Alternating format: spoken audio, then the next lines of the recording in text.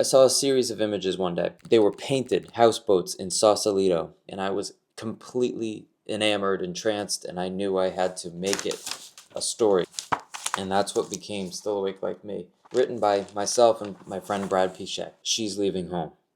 In a pastel-painted houseboat community, two young lovers yearn to break free from the watchful eyes of their families. We have Eleanore Denning, a 21-year-old girl who stayed at home for too long. Anybody her age has already gone out of the houseboat community, but she's stayed at home, helped her family, helped her parents, the back and forth struggle between a father and a daughter, and the looming threat of the Vietnam War in '68, and how that affects a kid trying to beat the draft, get away from the draft. He's been drafted.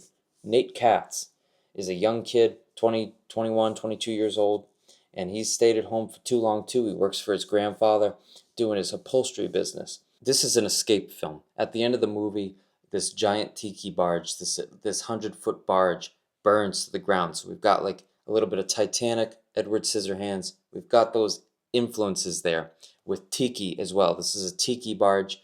One of these tiki barges like this, and it sinks. The fire spreads from the barge to the rest of the houseboats in the community in Willow Cove. Gone. And so what they do is they use that as the time to get out. And it's because of Clint and his hubris to not let his daughter just be. Just let her be. Because of that, he fails. He ruins the entire place. And it all goes up in smoke. Nate avoids the draft. The back and forth between his grandfather and him keeps us engaged because his grandpa just wants the best for him, wants him to be successful. They're practicing music left and right, being loud, being disruptive to the neighbors in the community, and Clint just wants them to stop. Just stop playing music. Please. He tries so hard to go against what they want. But they're going to do what they want no matter what. And when it all goes up in smoke, that's when they escape. This is an escape film, a desperate attempt to just be themselves in a time where it was impossible.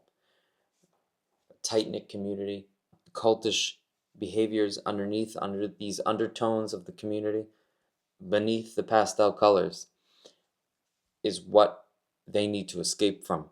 Eleanore is gifted this bird cage with a wood thrush inside of it from Old Sailor Wally, one of the cherished regulars of the community. He's been there since the beginning. He's one of the oldest members. And when Old Sailor Wally gives her the bird, she's enamored with it, loves it. That's her only friend for a while. She's got no friends because her parents are so strict. Nathaniel is an outsider to them. He's not really from this community. His family's from it, but they're really, really poor. They're on hard times. They don't like what he represents. They don't like what he's about. Nate says, be a part of this band. We're going to go tour the coast. We're going to go to Hyatt-Ashbury and live life there, experience the culture. That's like a whole new world to her. All she knows is this houseboat community. So you've got old timers from the 50s teaching this new younger generation from 68 now. In this film, you'll find fun is the one thing Clint Denning can't buy for his daughter Eleanore. This summer, she's leaving Willow Cove, the pastel-painted floating home she's called home for so many years. Eleanore has outgrown the sleepy boat docks. It's time she rocked the boat. In the summer of '68, she's joining the band she's always dreamed of.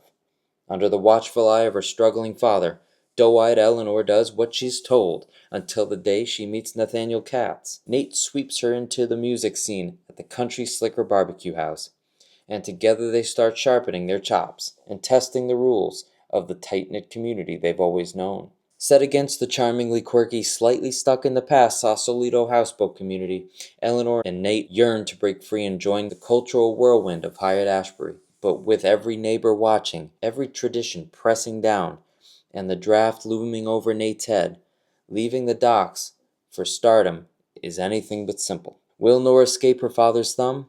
Will Nate dodge the Vietnam draft?